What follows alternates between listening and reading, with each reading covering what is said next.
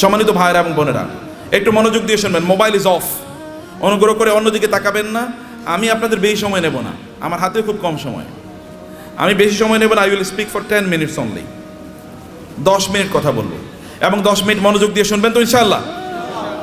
1 নম্বর কথা হচ্ছে, মুসলমানদেরকে ব্যাপক পরিমাণ সম্পদের মালিক হতে হবে। এটা 1 নম্বর কথা। মুসলমানদেরকে সকল সম্পদের কি হতে হবে? মালিক হতে হবে। আল্লাহ তাআলা বলেছেন, ওয়ালাকাদ কাতাবনা ফিজ জাবুরি মিন বাদি যিকরি আন্নাল আরদা ইয়ারিসুহা ইবাদিয়াস সালিহুন। আমি আসমানি কিতাবগুলোতে এই কথা বলে দিয়েছি, এই জমিনের প্রকৃত মালিক, এই পৃথিবীর মালিক হচ্ছে দিনদার লোকেরা, আল্লাহওয়ালা লোকেরা, নামাজি লোকেরা, যাকাত যারা দেয়, হজ যারা করে, যারা মানুষের প্রতি অন্যায় আচরণ করে না, হালালভাবে জীবন যাপন করে, এই সকল ব্যক্তিরা এই জমিনের মালিক। এটা আমি আসমানি কিতাবে লিখে দিয়েছি। এখন যারা এই জাতীয় দিন প্র্যাকটিস করে, মুসলমান বলে নিজেদেরকে দাবি করে, তারা যদি একটু চেষ্টা করে, তাহলে এই জমিনের মালিক আমি তাদেরকে বানিয়ে দেব। এটা কে বলছেন? আল্লাহ তাআলা বলছেন। তাহলে আমাদের লাগবে কি বলেন তো? কেবল লাগবে চেষ্টা, কেবল লাগবে চেষ্টা। যদি আপনি চেষ্টা করেন, এই জমিনের মালিক আল্লাহ তাআলা আপনাদেরকে বানিয়ে দেবেন। আরবের মরুভূমিতে রাসূলুল্লাহ সাল্লাল্লাহু আলাইহি ওয়াসাল্লাম এসেছেন, কিছুই নাই আরবে, নাথিং ইজ দেয়ার। রব্বানা ইন্নী আসকানতু মিন যুররিয়াতি বিওয়াদিন গায়রি জি জারইন ইনদা বাইতিকাল মুহাররম রব্বানা লিয়ুকিমুস সালাহ। ইব্রাহিম আলাইহিস সালামকে আল্লাহ নির্দেশ দিলেন, আপনার সন্তান এবং আপনার স্ত্রীকে মক্কার মরুভূমিতে রেখে আসেন। মরুভূমিতে এখনো কিন্তু কিছু উৎপাদন হয় না, কারণ ওটা উৎপাদনের মতো না। ওইখানকার মাটি উৎপাদন করে না, ওইখানে পাথুরে মাটি, এমনকি পাহাড়গুলো পর্যন্ত পাথরের। আমাদের দেশে তো পাহাড় হলো মাটির, কিন্তু সেখানে পাহাড় মাটির না, পাথরের পাহাড়। এখানে কিছুই উৎপাদন হয় না, এবং সেখানে কোনো সোর্স অফ ওয়াটারও নাই, পানিরও ব্যবস্থা নেই, জমজম ছাড়া কোনো পানির ব্যবস্থা নেই। তাহলে সেখানে উৎপাদন হবে কি দিয়ে? কিন্তু আল্লাহ তাআলা বললেন যে ইব্রাহিম আলাইহিস সালাম তার সন্তান এবং স্ত্রীকে এখানে রেখে এসে আল্লাহর কাছে দোয়া করলেন, হে আল্লাহ, এখানে রেখে গেলাম, এখানে তুমি আমার এই পরবর্তী প্রজন্মদের জন্য রিজিক হিসাবে ফল এর ব্যবস্থা করে দিও, ফল, ফ্রুটসের ব্যবস্থা করে দিও। এবং আপনি জানেন, এখনো যারা মক্কায় যান হজ বা উমরা করতে, আপনি গিয়ে দেখবেন পৃথিবীতে কোথাও যদি কোনো ফল উৎপাদন হয়, ওই ফল ওই পৃথিবীর ওই দেশে না পাওয়া গেলে ওটা মক্কায় পাওয়া যায়। ইব্রাহিম আলাইহিস সালামের দোয়া, 1000 বছর আগের দোয়া, আল্লাহ তাআলা কবুল করে নিয়েছেন। ইব্রাহিম আলাইহিস সালাম তার সন্তানকে রেখে গেলেন, তার স্ত্রীকে রেখে গেলেন। That was the effort which he has done. তার পক্ষে এতটুকুই করা দরকার ছিল, তিনি এতটুকুই করেছেন, বাকিটা আল্লাহ সুবহানাহু ওয়া তাআলা ব্যবস্থা করে দিয়েছেন। আল্লাহ তাআলা আপনাদেরকে লক্ষ্য করে বলেছেন, ওয়া'ইদ্দু লাহুম মাসতাতা'তুম মিন কুওয়াতিন ওয়া বিররিবাতিল খাইলি তুরহিবুনা বিহি আদুওয়াল্লাহি ওয়া আদুওয়াকুম। আচ্ছা, পৃথিবীর এখন সবচেয়ে বেশি সম্পদ কি মুসলমানদের হাতে নাকি অমুসলমানদের হাতে বলেন তো? আপনি কি আমার কথা বুঝতে পারছেন? পেছন থেকে বুঝতে পারেন নাই, বুঝতে পারছেন আপনারা বলেন তো পেছন থেকে? আচ্ছা, পৃথিবীর সকল বেশি সম্পদের মালিক কারা, মুসলমানরা না অমুসলমানরা? অমুসলমানরা। কেন? আল্লাহ বলছেন মুসলমানরা মালিক হবে বেশি, আর অমুসলমানরা কেন মালিক হলো? What is the problem? Problem কোথায়? প্রবলেম হলো আমরা মুসলমানরা কেবল নিজেকে কনজিউমার বানাইছি, আমরা নিজেকে প্রডিউসার বানাই নাই। পৃথিবীর সবচেয়ে বড় বড় ব্র্যান্ডগুলোর মালিক কারা বলেন তো? পৃথিবীর সবচেয়ে বড় বড় ব্র্যান্ডগুলোর মালিক কারা? সব মুসলমান। আপনি যদি লিভার ব্রাদার্সের কথা বলেন তাহলে কি? আপনি যদি অ্যাপলসের কথা বলেন, এমনকি অ্যামাজন, এটা তো একটা মার্কেটিং প্লেস, অথবা আলিবাবা, এগুলো সব মুসলমানরা তৈরি করছে, মানে অমুসলমানরা। সব কিছু, সকল ব্র্যান্ডের মালিক তারা। তাহলে আমরা কি করলাম? আমরা কেবল খাই, ঘুমাই আর টয়লেটে যাই, এর বাইরে কোনো কাজ নাই। এখন তো টয়লেটে যাওয়ার জন্য, আগে তো অন্তত আপনি টয়লেটে যাওয়ার জন্য বাসার বাইরে যাওয়া লাগতো, এখন তো বাসার বাইরে না, একেবারে বিছানার সাথে টয়লেট। কয়েকদিন পরে এমন টয়লেট বের হবে যে আপনি যেখানে শুইতেছেন ওইখানে টয়লেটের ব্যবস্থা হয়ে যাবে, বাইরে আর আপনার যাওয়ার দরকার নাই। কি প্যাথেটিক জীবন ব্যবস্থা! মুসলমানদের তো এটা করার কথা ছিল না। আল্লাহ তাআলা আপনাকে নির্দেশ করেছেন, ফাইজা কুদিয়াতিস সালাতু ফান্তাশিরু ফিল আরদি ওয়াবতাগু মিন ফাদলিল্লাহ। নামাজ শেষ মসজিদে বসে থাকা যাবে না। ওমর রাদিয়াল্লাহু তাআলার যুগে একদল যুবক নামাজের পর মসজিদে বসেছিলেন। ওমর লাঠি এনে তাদেরকে পিটাচ্ছেন, এখানে বসে আছো কেন? বলে, আমরা এখানে এমনি বসে আছি, আল্লাহ জিকির করছি। তোমাদের ইনকাম করা লাগবে না, ব্যবসা বাণিজ্য, চাকরি বাকরি করা লাগবে না, আল্লাহ আমাদেরকে খাওয়াবে। আসমান থেকে আল্লাহ কবি রিজিক নাজিল করেছে, আসমান থেকে আল্লাহ বৃষ্টি নাজিল করে। এই বৃষ্টিকে জমিনের ফসলের জমিতে নিয়ে তারপরে ফসল উৎপাদন করা লাগে, তোমাকে সেটা করতে হবে। লাঠি নিয়ে এসে তাদেরকে পিটিয়ে বের করে দিয়েছে, যাও চাষাবাদ করো, ফসল উৎপাদন করো, চাকরি বাকরি করো, ব্যবসা বাণিজ্য করো, এটাই তোমাদের কাজ। আল্লাহ সুবহানাহু ওয়া তাআলা কোরআনে সূরাতুল মুজাম্মিলে 2 ধরনের লোকের কথা বলেছেন। 2 ধরনের লোক তারা যুদ্ধে লিপ্ত আছে। এক ধরনের লোক তারা আল্লাহর রাস্তায় জিহাদ করছে, আল্লাহর দ্বীনকে প্রতিষ্ঠা করার জন্য। আরেক দল লোক তারা টাকা পয়সা ইনকাম করার জন্য যুদ্ধ করছে, কারণ টাকা পয়সা যদি না থাকবে তাহলে মসজিদ নির্মাণ করবেন কোত্থেকে, মাদ্রাসা নির্মাণ করবেন কোত্থেকে, আর যারা যুদ্ধ করবে তাদের জন্য অস্ত্র কিনবেন কোত্থেকে। করার জন্য you need some people who will support this people. আপনি একদল লোক যারা এই সাপোর্ট দেবে আপনাকে, তাদের অর্থ থাকা লাগবে। এবং এই কারণে আল্লাহ তাআলা বলেছেন ওয়াইদ্দু লাহুম মাসতাতা'তুম মিন কুওয়াতিন ওয়া মির রিবাতিল খায়ল। আল্লাহ তাআলা তার রাসূলকে বলেন আপনি বলে দেন ওরা যেন ঘোড়ার আস্তাবল তৈরি করে, ওরা যেন ঘোড়া প্রোডাকশনের জন্য হাউস তৈরি করে। ঘোড়া প্রোডাকশন হাউস তৈরি করতে হলে কি লাগবে আপনি জানেন? আপনাকে ফার্ম তৈরি করতে হবে, ঘোড়ার ফার্ম। ঘোড়ার ফার্মে লাগে কি? ঘোড়ার ফার্মে লাগবে তাহলে ঘোড়াকে প্রজনন করার জন্য একটা পদ্ধতি লাগবে, রিপ্রোডাকশন প্রসেস লাগবে, এবং ডাক্তার লাগবে, কারণ এখানে বিভিন্ন ধরনের রোগ তৈরি হবে, রোগের চিকিৎসা করার জন্য। আবার এগুলো কি খাবারের জন্য ব্যবস্থা লাগবে, এগুলো খাবার আসবে কোত্থেকে? আরেকটা ইন্ডাস্ট্রি তৈরি হবে, যেমন এখন ফিশ ইন্ডাস্ট্রি তৈরি হবে। আবার এগুলোকে বিক্রি করার জন্য বাজার তৈরি হবে, মার্কেট প্লেস, বিশাল মার্কেট প্লেস। এবং সেখানে আবার কি ক্রেতা লাগবে, বিক্রেতা লাগবে, সেখানে আপনার ট্রেডার লাগবে, যারা ট্রেডিং করবেন এরকম লোকেরা লাগবে, যারা উৎপাদন করবে তারা লাগবে। আবার এদেরকে লালন পালন করার জন্য এই ঘোড়াগুলো একদল প্রশিক্ষিত লোক লাগবে, যারা সার্ভিসম্যান, যারা সার্ভিস দেবেন। আবার এদেরকে মার্কেটে নিয়ে যাওয়ার জন্য একদল আপনার এজেন্ট লাগবে, অথবা আপনার যেমন এখানে এজেন্সি নিয়ে আপনার কাজ করছেন, এরকম আলাদা কিছু লোকেরা লাগবে যারা এগুলো নিয়ে যাবে এবং এগুলো তারা মার্কেট প্লেসে ব্যবহার করবে। ফলে আপনি যখনই আল্লাহ তাআলা বলেছেন যে আপনি ঘোড়ার আস্তাবল তৈরি করেন, ফার্ম তৈরি করেন, ফার্ম তৈরি করা মানে হচ্ছে বিশাল ইন্ডাস্ট্রি তৈরি করা। এবং এই ইন্ডাস্ট্রির কথা মুসলমানরা বুঝেছেন। প্রায় 1200 বছর জুড়ে রাসূলের আগমনের পর থেকে শুরু করে 1200 বছর জুড়ে গোটা পৃথিবীর সকল প্রায় ইন্ডাস্ট্রির মালিক ছিল মুসলমানরা, অধিকাংশ ব্র্যান্ডের মালিক ছিল মুসলমানরা। কিন্তু আমরা যখন এই ব্র্যান্ড থেকে বের হয়ে গেলাম, যখন আমরা মনে করলাম আমরা ওই যে বৈরাগী জীবন যাপন করলাম, খ্রিস্টানদের মতো বৈরাগী জীবন যাপন করা শুরু করে দিলাম। না, আমি মাওলানা সাহেব, আমি ইমাম সাহেব, আমি কেবল আজান দেবো, আমারে যা পয়সা লোকেরা যা দান সাদাকা করে এই দান সাদাকা খায় আমি বাঁচবো, এইরকম মানসিকতা যখন আমাদের তৈরি হয়ে গেল, আমি জাকাত খাবো, এইরকম মানসিকতা যখন তৈরি হয়ে গেল, তখন আমাদের কাছ থেকে চলে গিয়েছে অন্যদের কাছে নেতৃত্ব। পৃথিবী তারাই নেতৃত্ব প্রদান করে যাদের হাতে টাকা থাকে, এটা মনে রাখবেন। যাদের হাতে অর্থ থাকে তারাই পৃথিবী নিয়ন্ত্রণ করে। আমেরিকা কেন সুপার পাওয়ার? তাকে কেন ব্রিটিশরা সুপার পাওয়ার ছিল? কেন ফ্রান্স সুপার পাওয়ার? কেন ইউরোপ সুপার পাওয়ার? অথবা কেন এখন চায়না সুপার পাওয়ার হয়ে যাচ্ছে? কেন ইন্ডিয়া সুপার পাওয়ার হয়ে যাচ্ছে? আমরা কেন হতে পারছি না? It is only because we don't possess money, property. সম্পদ আমাদের কাছে নাই, টাকা আমাদের কাছে নাই। আমরা ভিক্ষা করলে ওদের কাছে ভিক্ষা করা লাগে। বাংলাদেশের উন্নয়নের জন্য টাকা আসে কোত্থেকে? আমেরিকা থেকে, ইউএস থেকে, অথবা ইউএসএইড দেবে, ইউএন দেবে, অথবা ওয়ার্ল্ড ব্যাংক দেবে ইত্যাদি। ওগুলো কি আমাদেরকে কি দেয়? সাদাকাই তো দেয়। জাকাত মানে জাকাত হয়তো বা তারা দেয় না, তারা সাদাকা দেয়, তারা চ্যারিটি করে, তারা দান করে আমাদেরকে। আর দান করা হাত, এই হাতই গোটা পৃথিবী নিয়ন্ত্রণ করবে। যে হাত দান গ্রহণ করে, এই হাত পৃথিবী কোনোদিন নিয়ন্ত্রণ করতে পারে না। আল্লাহ সুবহানাহু ওয়া তাআলা কোরআনে উল্লেখ করেছেন যে আমরা যেন আকিমুস সালাতা আতুজ যাকাতা, নামাজ পড়ো জাকাত খাও। বুঝেন না আপনারা এখনো? আল্লাহ কি বলেছেন? নামাজ পড়ো জাকাত খাও, নাকি?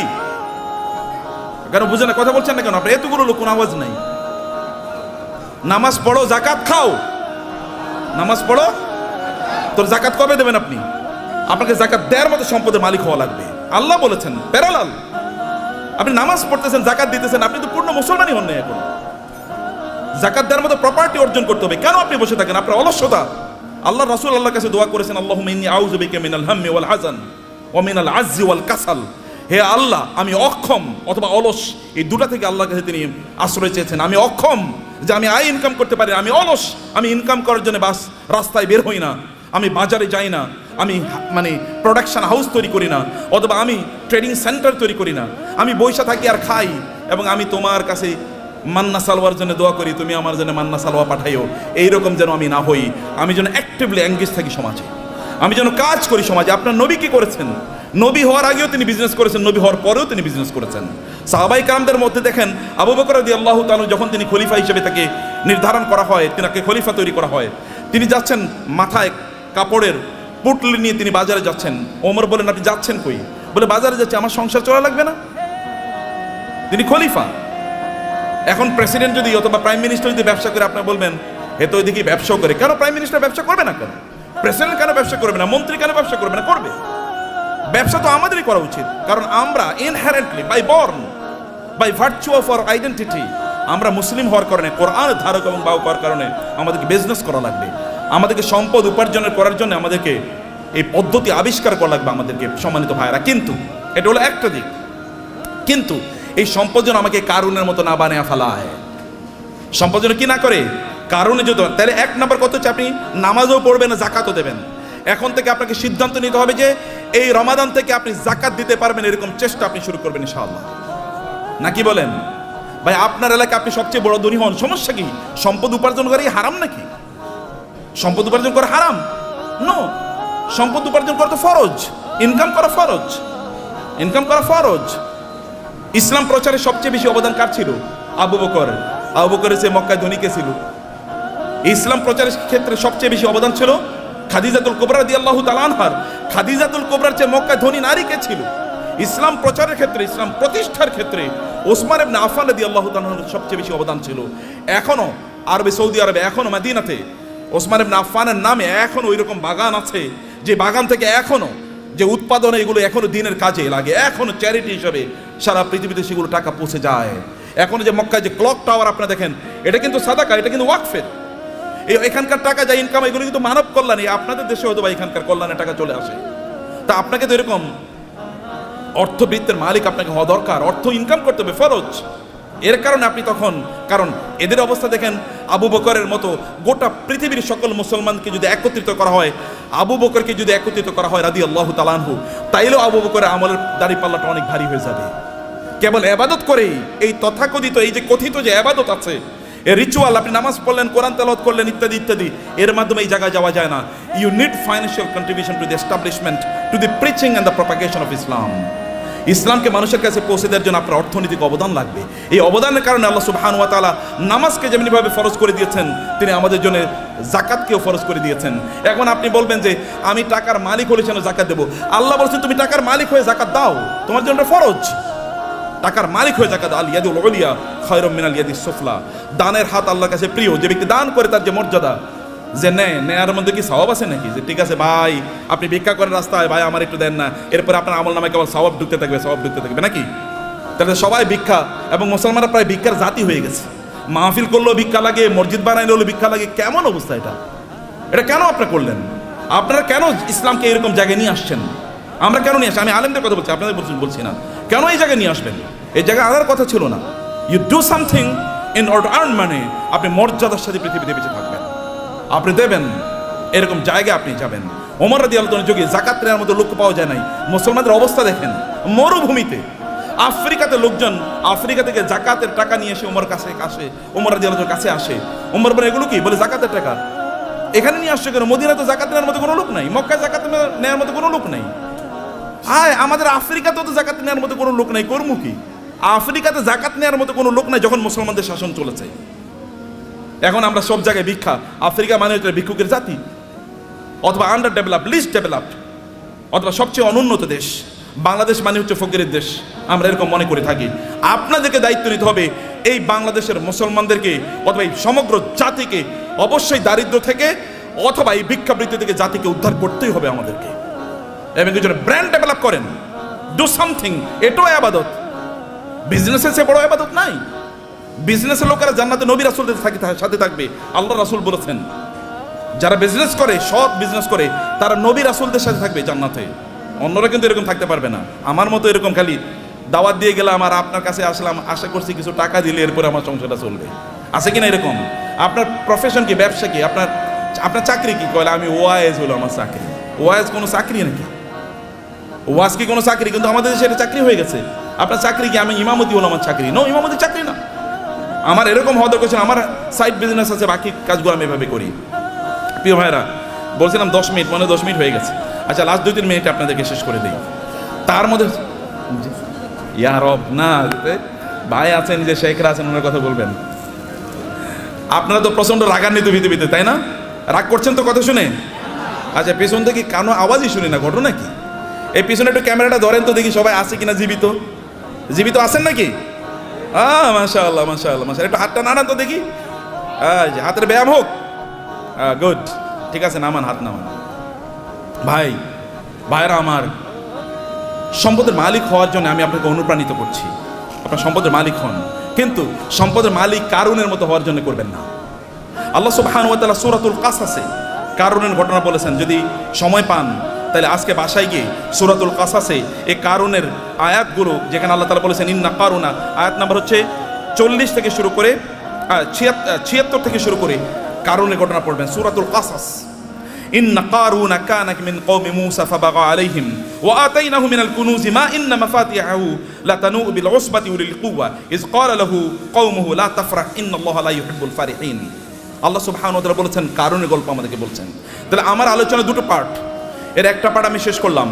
আপনাদেরকে সম্পদের মালিক হতে হবে, প্রচুর পরিমাণ সম্পদের মালিক হতে হবে, যেন মানুষ যেন না বলে মুসলমানরা ভিক্ষুকের জাতি, আপনি যেন দিতে পারেন, অন্যরা যেন আপনাদেরকে দেখে বলে যে না এ তো মুসলমান, এর মতো হতে হবে, আপনি তার মতো হতে।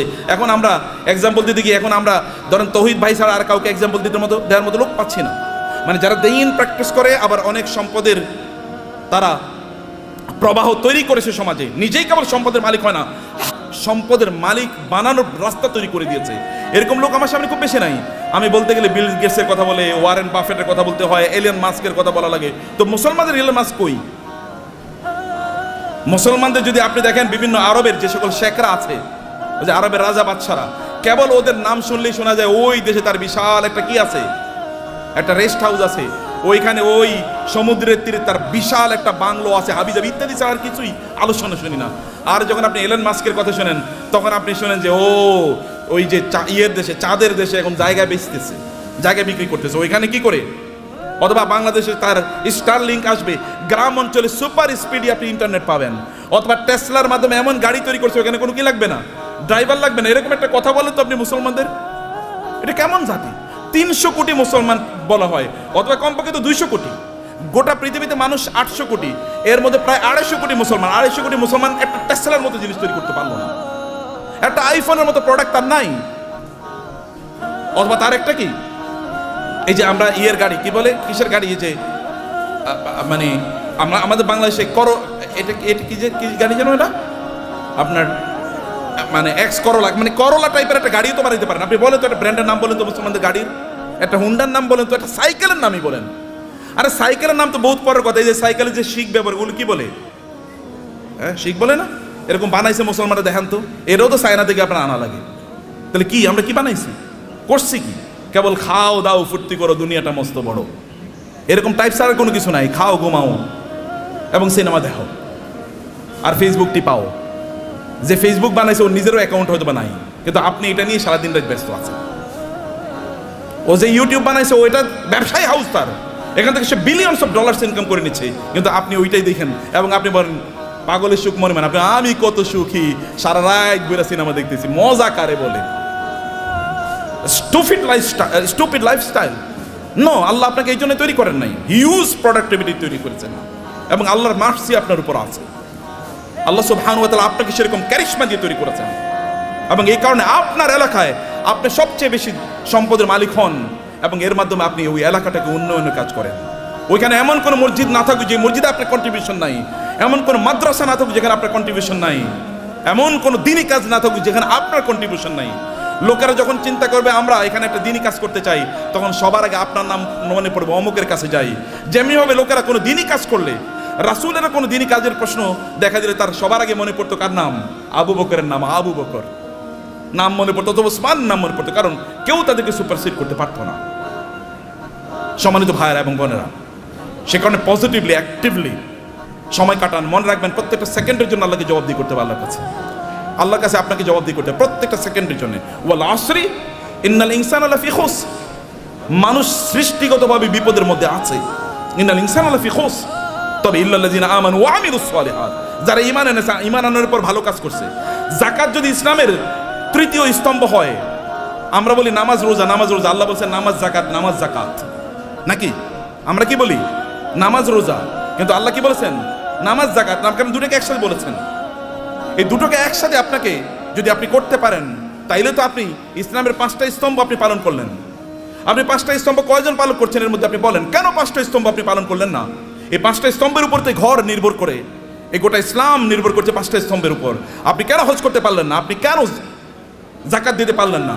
এই দুটো তো ইসলামের স্তম্ভ। আপনি কেবল নামাজ পড়িয়ে তেল তেলে জান্নাতুল ফেরদৌসে চলে যেতে পারবেন নাকি? নো, অসম্ভব। সবগুলো একসাথে করে আপনি এমন একটা বিল্ডিং বানালেন, একটা ইয়ের উপর, পিলারের উপর। এই বিল্ডিং কি পৃথিবীর সবচেয়ে স্থায়ী বিল্ডিং হবে? পিলার একটা মাত্র, যে কোনো সময় ধসে পড়ে যেতে পারে। শুধু নামাজের উপর নির্ভর করলেন যে কোনো সময় ধসে পড়ে যেতে পারে। অতএব সবগুলোর উপর আপনার দিনকে প্রতিষ্ঠিত করা লাগবে। বুনিয়াল ইসলাম আলা খামসিন, শাহাদাতি আল্লাহ ইলাহা ইল্লাল্লাহ থেকে ওয়া হাজ্জিল বাইতি মান ইসতাতা ইলাইহি সাবিলা।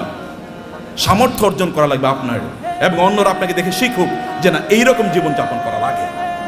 অন্যরা আপনাকে দেখুক এরকম জীবনযাপন। কিন্তু আপনি সম্পদ উপার্জন করার একমাত্র কারণ যেন না হয় কারুন টাইপের জীবনযাপন করা। কারুন টাইপের জীবনযাপন করা কি? আল্লাহ সুবহানাহু বলেছেন, ইন্না কারুনা কানা মিন কওমি মূসা ফাবাগা আলাইহিম। কারুন ছিল মূসা আলাইহিস সালামের তার বংশের লোক, অর্থাৎ বনি ইসরাইলের লোক। কিন্তু এই বনি ইসরাইলের উপরে সে জুলুম অত্যাচার করা শুরু করে দিয়েছে। যেমন আমাদের দেশে দেখবেন, আমাদের দেশে লোকেরা ব্যবসা করতেছে কিন্তু টাকা পাচার করতেছে অন্য দেশে। আছে কিনা এরকম?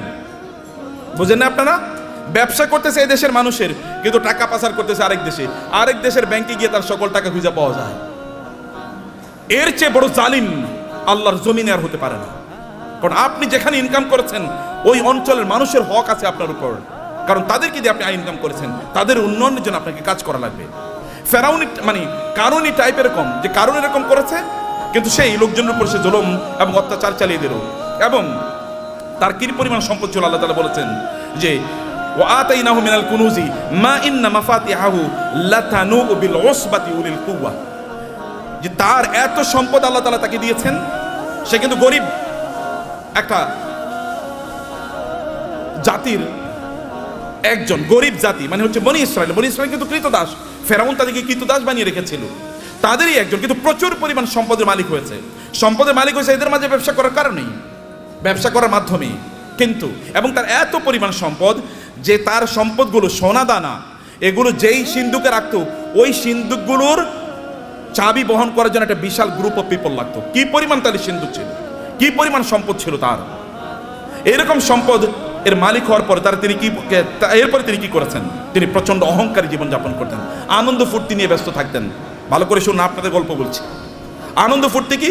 অনেক টাকা। অতএব আজকে ফ্যামিলি সহ চিন্তা করতো আজকে আমরা কক্সবাজারের ট্যুরে যাব। ওকে, কক্সবাজারের ট্যুর শেষ, মজা শেষ, ওইখানে আনন্দ ফুর্তি করে আগামীকাল আমরা সাজেকে যাব। সাজেকের মজা শেষ সিলেটে যাব, সিলেটের মজা শেষ সিঙ্গাপুরে যাব, সিঙ্গাপুরের মজা শেষ আমেরিকা যাব, না এরপরে কানাডাতে যাব। একটার পর একটা কেবল ঘুরে বেড়াচ্ছে, আনন্দ ফুর্তি করছে, আর ফেসবুকে পোস্ট দিচ্ছে আলহামদুলিল্লাহ আমি খুব ভালো আছি। এরকম যখন পোস্ট দেয় তখন কি হয়? আপনি কেবল আনন্দ ফুর্তি করে বেড়াচ্ছেন। এবং এই সবচেয়ে সুন্দর সিনেমা কোনটা এসছে? চলো সিনেফ্লেক্সে আমরা গিয়ে সিনেমা দেখে আসবো। সিনেফ্লেক্সে ঢোকার আগে এরকম একটা বিশাল বড় ফেসবুকে একটা পোস্ট দিয়ে বললো এখন মাত্র সিনেফ্লেক্সে আমি ঢুকতেছি সিনেমা দেখার জন্য। মানুষের দেখাচ্ছে তার প্রচুর পরিমাণ সম্পদ এবং বিশাল গাড়ি হাঁকিয়ে যখন তিনি গ্রামে যান ওইখানে উইন্ডো খোলেন না, অথবা তার এলাকায় যখন যান তখন তিনি মহা অহংকারী, কেউ তার কাছেও আসতে পারে না। অনেক পরিমাণ সম্পদ আর আছে, এটা কেবলমাত্র নিজের ভোগ বিলাসের জন্য তিনি ব্যবহার করছেন এবং ব্যয় করছেন। কেবল নিজের ভোগ ছাড়া অন্য কোনো কিছু নাই তার নিজের। কারণ সে নিজে মনে করে যে আমি ইনকাম করেছি, আমি নিজেই ভোগ করব। এবং কারণ কিন্তু একই কাজ করেছে।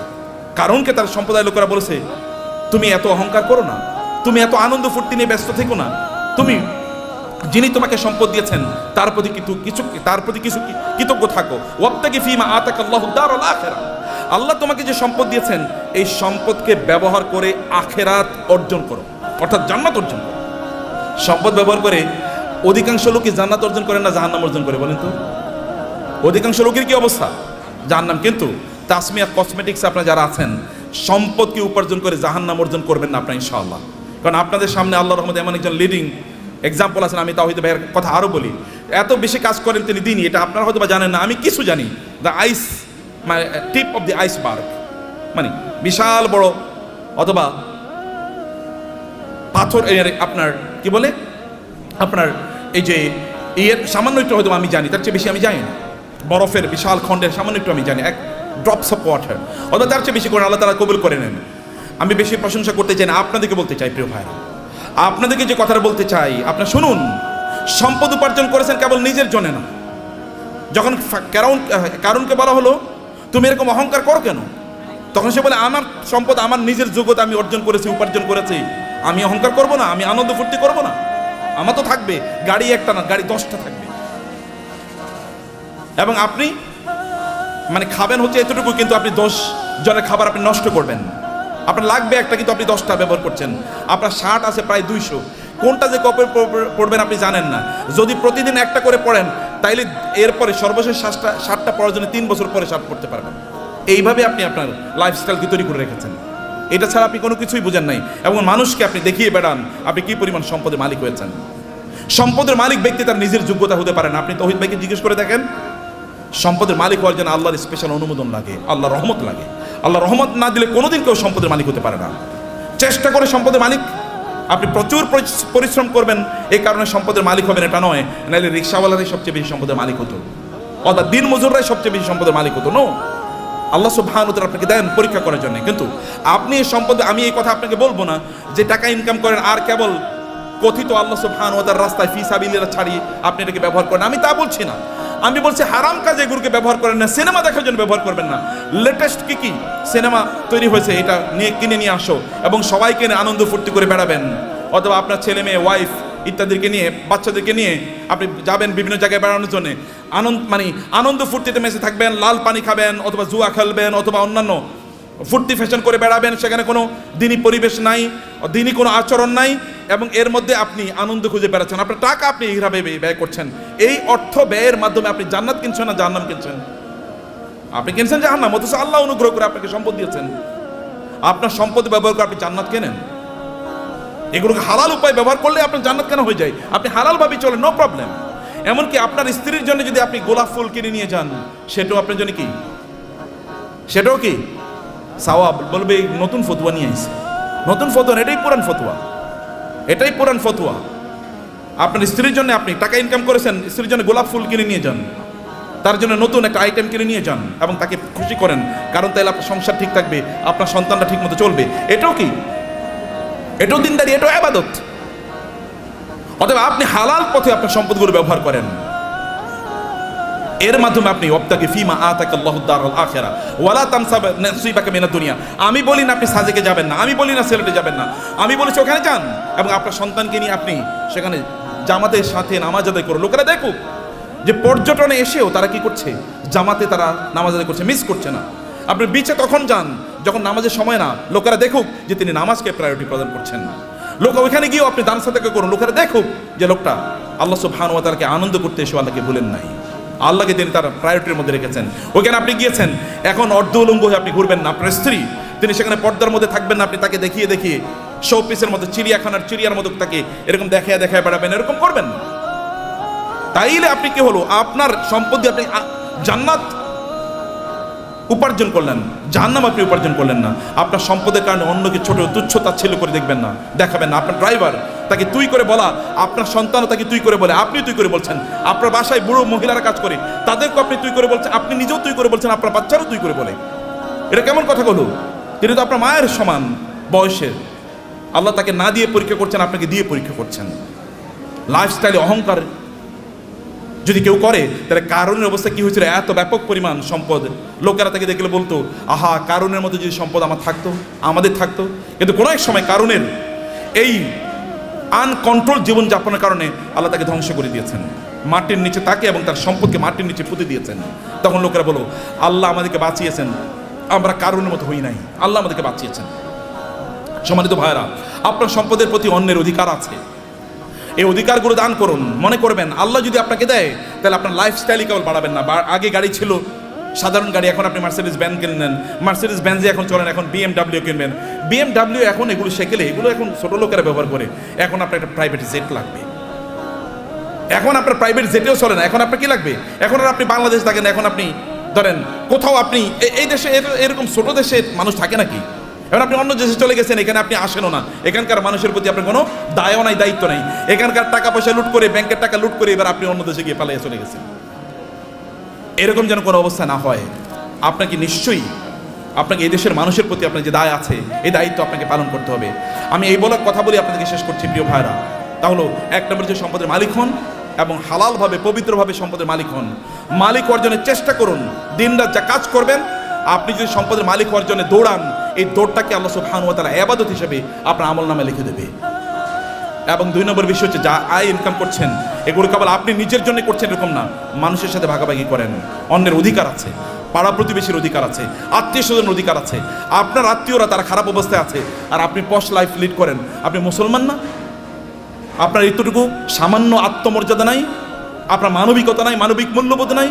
কিয়ামতের দিন আল্লাহর সামনে দাঁড়াবেন, আল্লাহ আপনাকে বলবে তুমি এত ভালো জীবনযাপন করেছো আর তোমার আত্মীয়রা না খেয়ে মারা গিয়েছে। সেদিন কি উত্তর দেবেন? সেদিন বলবেন আল্লাহ আমার আবার দুনিয়ায় পাঠাও, আমি দুনিয়ায় প্রচুর পরিমাণ দান সাদাকা করে এবার আমি আখিরাতে আসতে চাই। কেউ সেই দিন আর পৃথিবীতে আল্লাহ তাআলা আমাদেরকে ফেরত পাঠাবেন না, কারণ দুনিয়া একবার, দুনিয়া কি একবার। সম্মানিত ভাইরা, আমি এগেইন আমাদের তাওহীদ ভাইয়ের প্রতি কৃতজ্ঞ যে এই অনার আমাকে দেওয়ার কারণে। বারাকাল্লাহ ফিকুম, থ্যাংক ইউ ভেরি মাচ। আর তাসমিয়া হার্বাল তো আমার খুবই প্রিয় প্রতিষ্ঠান, এই জন্যে যে একটা প্রতিষ্ঠান দিনের আবহে থেকে কিভাবে বড় হতে পারে এটা একটা এক্সাম্পল। এবং আপনারা এর সাথে লেগে থাকেন, নিজেরা এটাকে আরো বড় করেন, নিজেরা অনেক বড় হন ভাইয়েরা, অনেক বড় হন। এই গোটা পৃথিবীর সম্পদ যদি ভালো মানুষের হাতে থাকে তাইলে কি ওগুলো দিয়ে সিনেমা বানাইবো বলুন তো? আচ্ছা, আমাদের তৌহিদ ভাই কি ওনার টাকা দিয়ে সিনেমা বানাইবো কোনোদিন? নাটক বানাবে? এলজিবিটিকে প্রমোট করবে? অশ্লীলতাকে প্রমোট করবে? কোনো কিছু করবে না। হলে ভালো কাজে চলবে, অথবা এই যে আপনাদের জন্য ব্যয় হবে, অথবা দেশের উন্নয়নে সেটা কাজে লাগবে।